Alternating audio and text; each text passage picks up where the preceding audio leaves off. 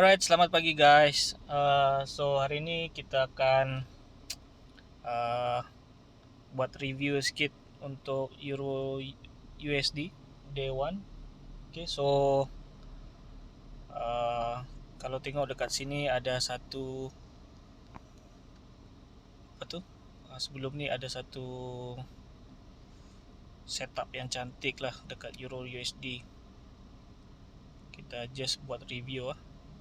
Ni masa Disember 2020.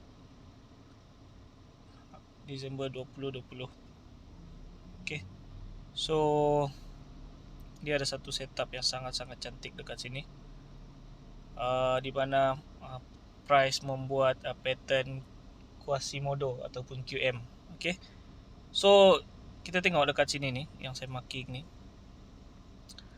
ada satu QM di mana ada high low, high high, high low, high high.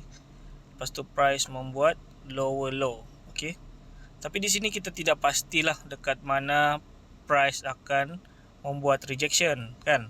So price pun datang secara CP. Ni boleh lebih kurang macam CP lah dekat sini. Okay, so tapi kita tidak sure price dia akan membuat rejection dekat QM level yang mana. Mungkin dekat sini, ataupun mungkin dekat atas ni lagi, ataupun mungkin juga dia tidak respect dengan QM dan dia akan terus naikkan. So apa yang kita perlu buat, kalau kita just pending order dekat sini, then okay lah kan, mungkin akan trigger. Ataupun kita pending order dekat atas ni, price tidak trigger pula nanti. So apa yang kita buat adalah kita tunggu price membuat rejection. Okay, kita biarkan price jalan dulu. Okay, price jalan dulu dekat sini. Okay, price jalan. Kita just marking area ni dulu. Okay, kita just marking kawasan ni ya, sampailah dekat atas. Okay, so level-level ni level yang kita akan perhatikan dia punya price. So adakah dia akan membuat rejection atau tidak. So kalau kita just instant entry dekat area ni, then okay lah. Tapi kalau dia naik lagi ke area ni, kita sudah mungkin kita akan floating lebih kurang. Okay, ya. Kalau dia respect QM dekat atas ni, sebab dekat sini pun ada R1, R2, R3. Tengok ada significant resistance dekat belakang ni, lebih kurang area sini. Okay, so kalau dia respect dekat sini, mungkin kita akan floating dalam 40 pips, 41 pips. Dan maksimum kita punya SL berapa? 100 pips. Mati 100 pips guys. So agak besar lah risk. Okay, so ini adalah QM level yang mungkin kita akan masuk kan. Tapi untuk minimize the risk, apa kita perlu buat, kita tunggu dekat sini, kita tunggu price membuat rejection lah. Kita tunggu price membuat rejection. So apa yang kita perhatikan dekat sini semasa okay, dekat sini ya,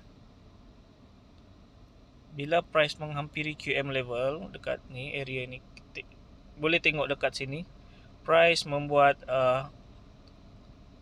dekat dewan ni tidak terlalu nampak lah. So saya marking area ni yang kita perhatikan ni. Okay, okay, sekejap ha.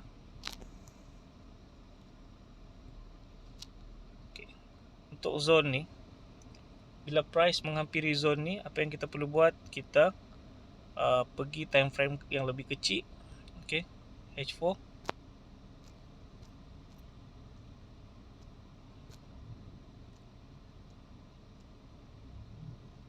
Okay, so ini adalah zone yang kita monitor tadi ya. Ini adalah zone yang kita monitor tadi. So apa yang kita perhatikan dekat sini, apabila price membuat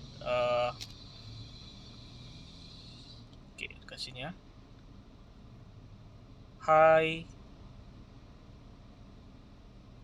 low, high low, high, dan kemudian price membuat high low.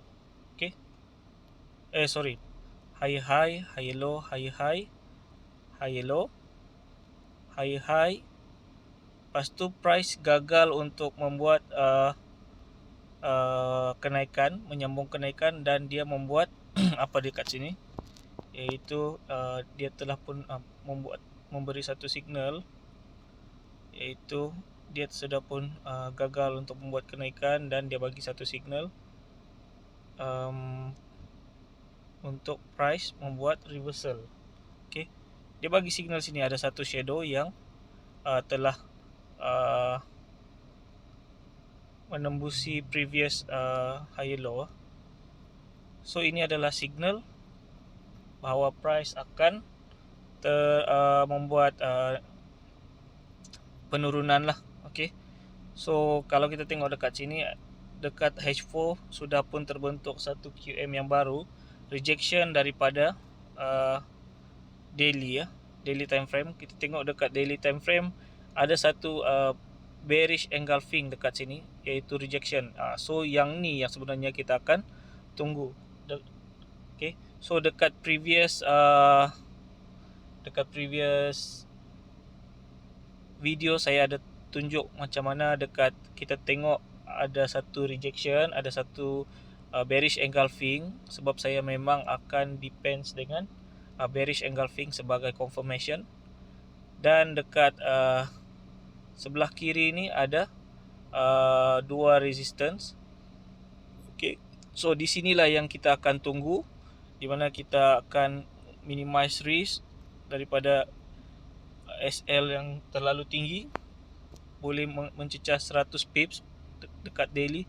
So kita tunggu rejection dekat daily, iaitu bearish engulfing, dan kemudian kita pergi ke time frame yang lebih kecil dekat mana, iaitu kita ambil satu zone yang baru.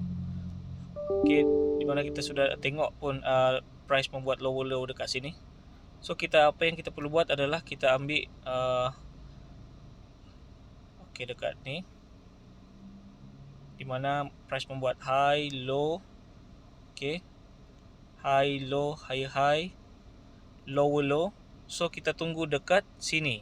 Okay, kita tunggu dekat level ni, dekat sinilah yang kita perlu monitor. So ini adalah zone kita yang baru. Okay, terpulanglah daripada tuan-tuan untuk dekat sini ataupun dekat atas lagi.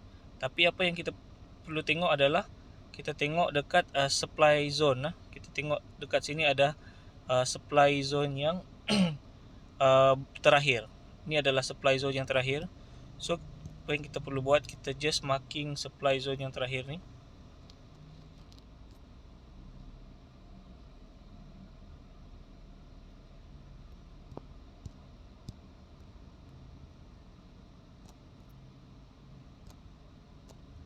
Saya delete dulu yang ni. Ini pun kita tidak perlu sudah. So dekat H4, okay, ini adalah supply zone yang terakhir, dan kita punya entry zone adalah dekat sini sehingga high. Okay, so ini adalah kita punya zone yang terakhir, dan kita punya risk lebih kurang maksimum pun sampai 25 pips, 28 pips. Okay, SL kita dekat atas ni sahaja. So atas ni dah, ini dah tak perlu.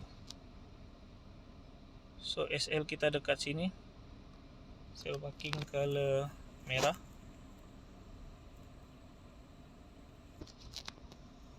Alright, so maksimum dalam 28 pips.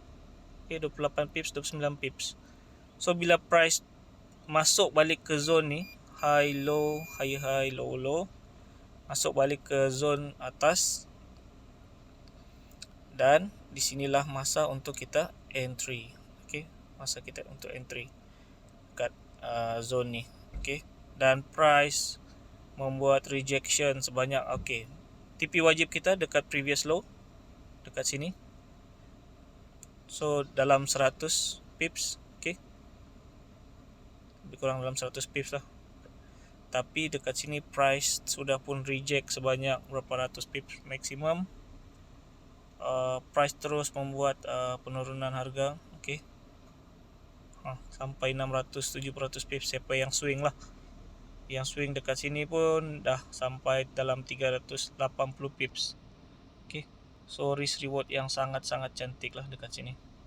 okey, kalau kita TP dekat sini pun dah cukup 370 pips.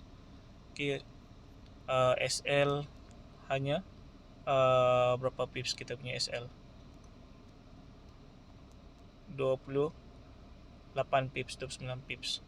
Risk reward yang sangat-sangat tinggi. okey, so macam itulah untuk kita minimizekan risk semasa kita entry menggunakan Quasimodo. okey, so guys, harap video ni bermanfaat. Kalau tuan-tuan rasa video ni boleh